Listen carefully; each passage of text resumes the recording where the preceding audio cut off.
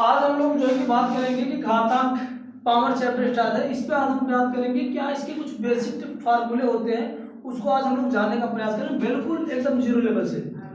तो जिसमें पहला फार्मूला हमारा है, याद करना समझना है, कैसे भी करके समझ जाओ। अगर किसी भी संख्या का घात जीरो होती है तो उसकी वैल्यू हमेशा क्या होती है, 1। अगर n कोई संख्या में मानूं और इसकी पावर जीरो है, या a की पावर जीरो ले लूं, इसकी वैल्यू 1 होगी। और यहाँ पर लिखता हूँ a कोई भी संख्या हो सकती है, a कोई संख्या है, अगर कोई भी संख्या हो, अगर उसका घात जीरो होती है तो वैल्यू क्या होती है, हमेशा उसकी वैल्यू 1 जीरो होती है, सॉरी 1 होती है। दूसरा फार्मूला, अगर किसी संख्या का घात 1 होती है, किसी संख्या का घात 1 होती है तो उसकी वैल्यू वही संख्या मिलती है, और यहाँ पर भी एक कोई संख्या ही है।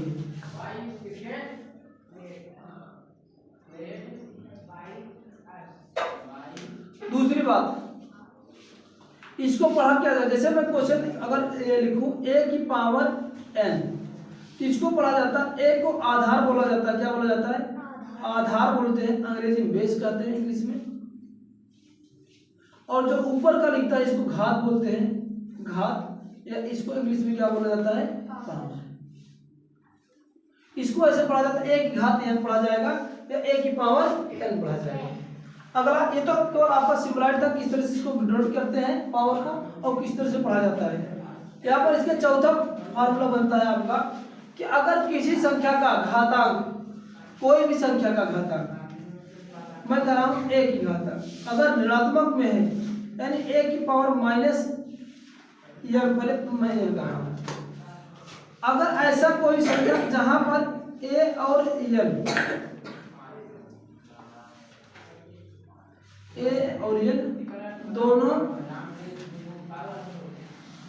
दोनों कोई संख्या है,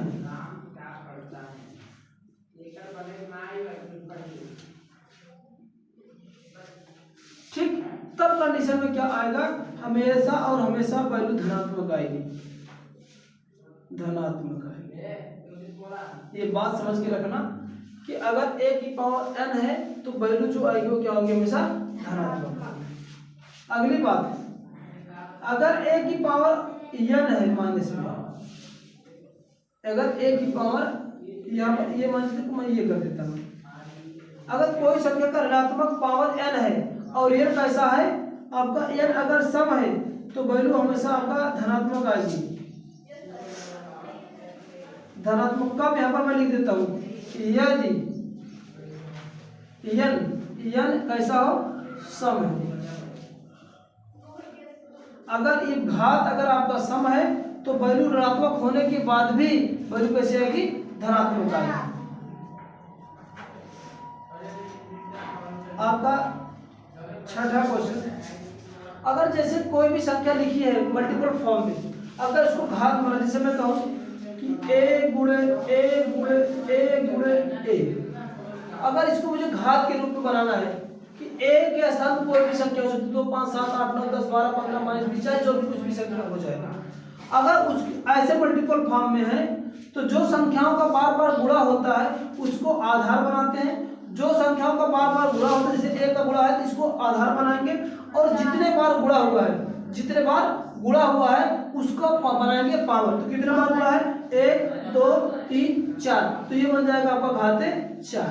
ये घात के रूप में व्यक्त करने का है। अगर यही चीज a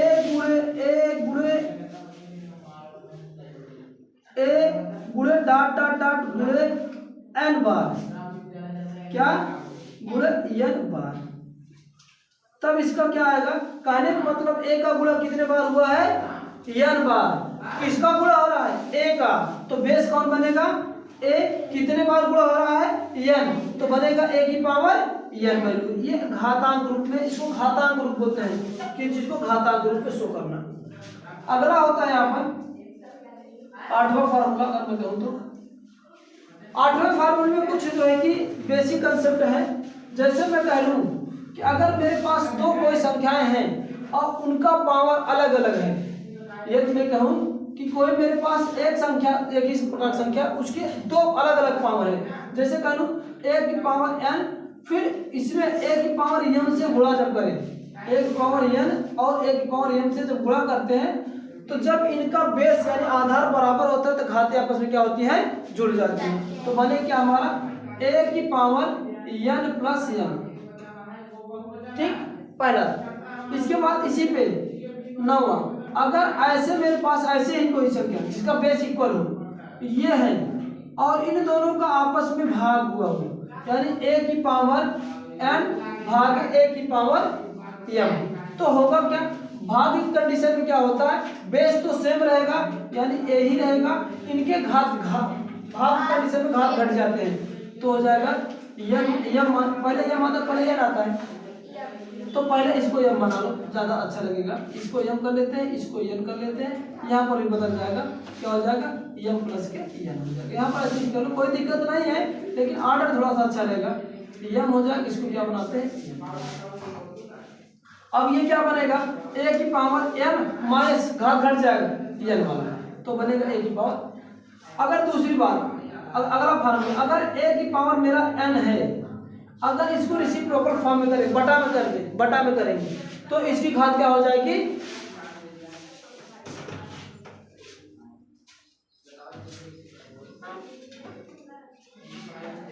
अगर a की पावर m है, ये मल्टीपल फॉर्म में, अगर इसको डिवाइड फॉर्म में लिखेंगे तो क्या हो जाएगा, बटा हो जाएगा, और जैसे ही बटा होगा इसकी पावर क्या हो जाएगी, अपने के जस्ट अपोजिट, अगर पॉजिटिव है तो निगेटिव हो जाएगी, अगर निगेटिव है तो पॉजिटिव हो जाएगी। तो इस समय कैसी है, पॉजिटिव है, जैसे बटा में आएगी घात इसका कैसा हो जाएगा, ऋणात्मक हो जाएगा। अगर यही चीज अगर ऐसा रहे, a की पावर माइनस n रहे, a की पावर माइनस n है, तो बटा में आएगा कैसा हो जाएगा, आपका प्लस बन जाएगा, तो a की पावर क्या हो जाएगा, 1/a की पावर m बनेगा। यहाँ से ही समझ लो, अगर कोई चीज बटा में है,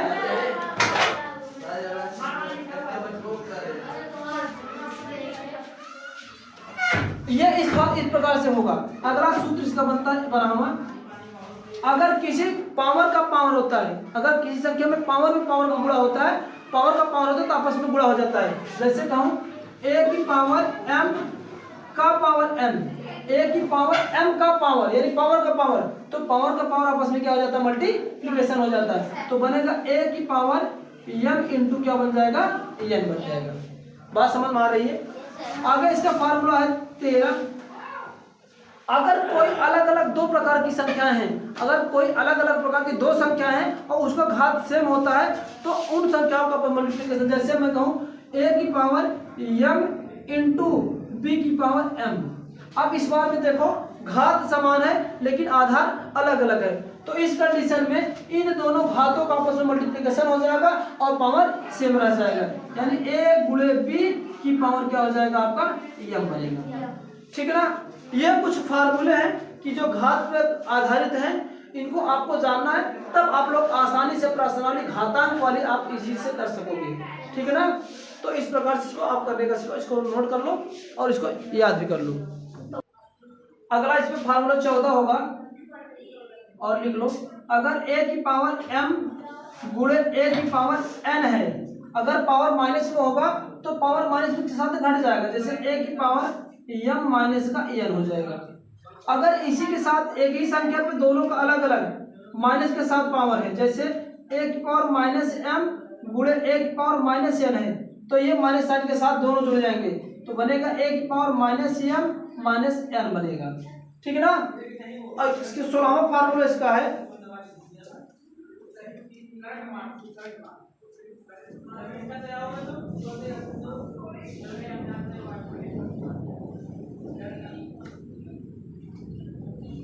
चलो इतना ही।